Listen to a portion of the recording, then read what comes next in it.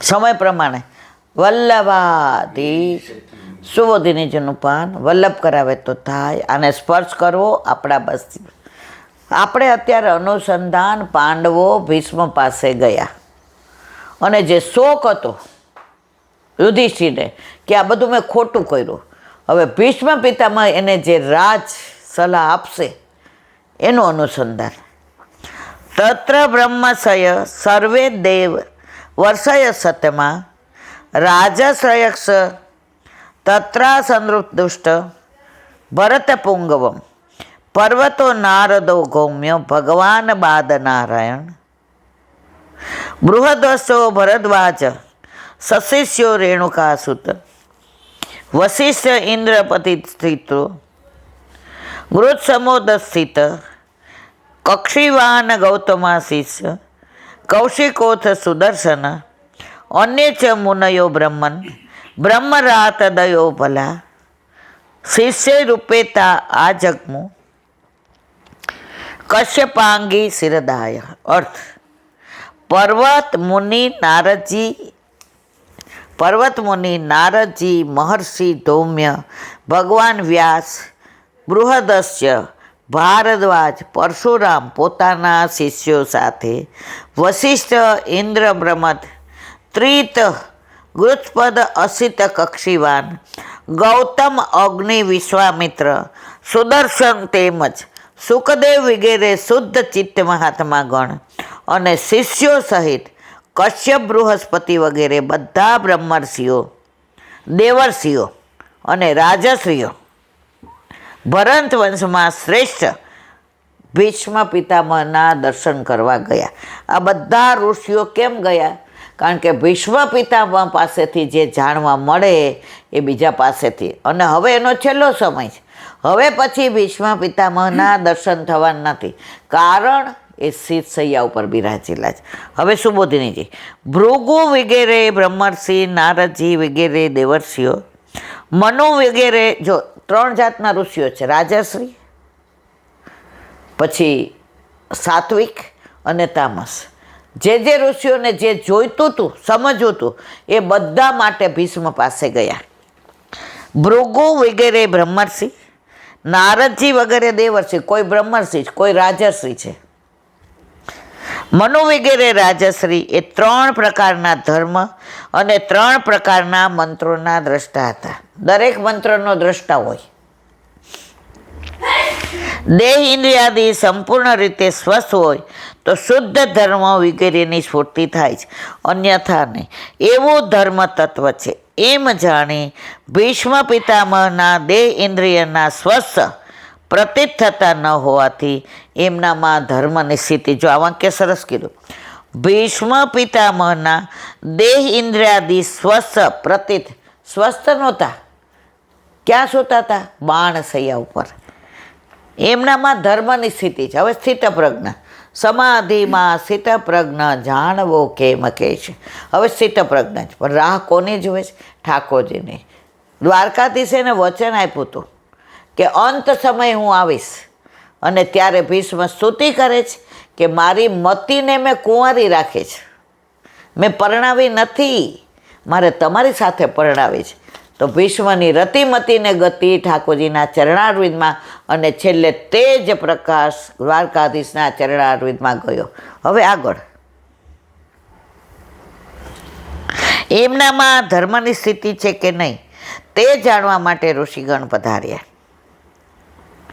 દોષે અંતિ રિગાયમાં, અર્થાત દુષ્યંતના પુત્ર ભરતે માયાનું અતિક્રમણ કર્યું, એમ 9મા સ્કંદમાં કહ્યું છે. આ બધું જ્યારે 9મો સ્કંદ આવશે ત્યારે આવશે, એટલે આપણે વિવરણ નથી કરતા. તેથી ભરતને માયા જતી રહી છે. તો તે ભરત વંશમાં ભીષ્મ શ્રેષ્ઠ હોવાથી ભીષ્મ પિતામહ પણ માયાને તરી ગયા હશે, માટે તેઓ દેહ દ્રષ્ટિથી ધર્મનું નિરૂપણ કરશે નહીં. પણ ઋષિઓને સંદેહ એટલા માટે થયો કે મૃત્યુ સમયે એમને ભગવાનમાં મન લગાડ્યું એટલે તે સ્વાર્થી છે. જો માયાનો સંબંધ ન હોત તો સ્વાર્થની ભાવના ન હોત, પણ સ્વાર્થ ભાવનામાં એમાં દેખાય છે માટે સંદેહ થયો. એટલે ઋષિઓના મત દૈહિક ધર્મની મુખ્યતા બતાવનારી મુક્તિ વગેરે ભીષ્મ પિતામહમાં રહેશે એમ ઋષિઓ માને છે. 3 શ્લોકથી કુરુક્ષેત્રમાં પધરેલા ઋષિઓ ગણાવ્યા છે.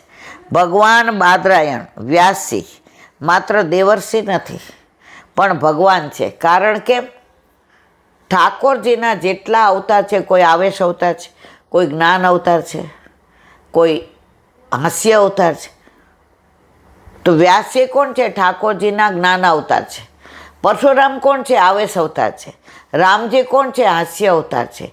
તો વ્યાસજી ખાલી દેવર્ષિ નથી, ઋષિ નથી, પણ ભગવાન પણ છે. તે બતાવવા ભગવાન વિશેષણ મૂક્યું છે. રેણુકા સૂત એટલે પરશુરામ. જમદગ્નિ અને રેણુકાના પુત્ર કોણ? પરશુરામ. વગેરે 10 રાજસ બ્રહ્મર્ષિ. વસ્તુતઃ 9 રાજસ બ્રહ્મર્ષિ છે, કારણ કે એમાં સુદર્શનનો સમાવેશ નથી. અથપદ મૂકી જુદો ઉપક્રમ કરી એમાં સુદર્શન ગણાવ્યા. તેથી સુદર્શન અને બીજા રાજશ્રીઓનો ભેદ કહેલો છે. તેમાં બ્રાહ્મણો કહેલા છે. તે પણ રાજશ્રીપણાથી કહેલા છે. તે તામસ છે. બ્રહ્મરાત એ સુખદેવજીનું નામ છે. વિષ્ણુરાત કોનું નામ છે? પરીક્ષિતનું. અને બ્રહ્મરાત કોનું છે? સુખદેવજીનું. સુખદેવજી વક્તા છે અને વિષ્ણુરાત એટલે પરીક્ષિતજી એ શ્રોતા છે. તેને તામસાદીપણાનો દોષ નથી એમ બતાવવા મૂળ શ્લોકમાં અમલપદ મૂક્યું છે. બહારથી તે ઋષિઓ તામસ છે, પણ અંદરથી નિર્ગુણ છે. તામસોમાં સુખદેવજી વગેરે શ્રેષ્ઠ છે. કશ્યપ વગેરે મધ્યમ છે. અંગિરાના પુત્ર બૃહસ્પતિ પણ પધાર્યા છે. બોલો વલ્લભા. શ્રીમદ ભાગવત દેવને દંડવત પ્રણામ કરું છું. चंद्र सरोवर पे सूरदासी के द्वार पे मेरा दंडवत. सुरभि कुंड पे परमानंद दासी के द्वार जमुनावता पे संकर्षण कुंड पे कुंभन दासी के द्वार पे मेरा दंडवत प्रणाम. बिच्छू कुंड पे कृष्णदासी के द्वार पे मेरा दंडवत प्रणाम. कदम खंडी पे गोविंद स्वामी के द्वार पे मेरा दंडवत प्रणाम. अप्सरा कुंड पे चित्त स्वामी के द्वार पे मेरा दंडवत प्रणाम. मानसी गंगा पे नंददासी के द्वार पे मेरा दंडवत प्रणाम. रुद्र कुंड पे चत्रभुदासी के द्वार पे मेरा दंडवत प्रणाम. व्रज विलास व्रजनी गोपिकाओं ने मारा दंडवत प्रणाम. हे वल्लभ, સવારથી અત્યાર સુધી સેવા સ્મરણ સત્સંગ જે પણ તે કરાવ્યું તે તારા ચરણારવિંદમાં સમર્પણ કરું છું. ભૂલ અપરાધ થઈ હોય તો ક્ષમા કરજો. બોલો વલ્લભાધીશ કી. હૃદયના ચરણના કેરો ભરોસો. હૃદયના ચરણના કે શ્રી વલ્લભ નખ ચંદ્ર છટાવી સબ જુગમાં જ અંધેરો ભરોસો. હૃદયના ચરણના કે साधन और नहीं आकली में जासु है निवेरो. सूर्य का कहे द्विविध आंधरो बिना मोल को चेरो भरोસો.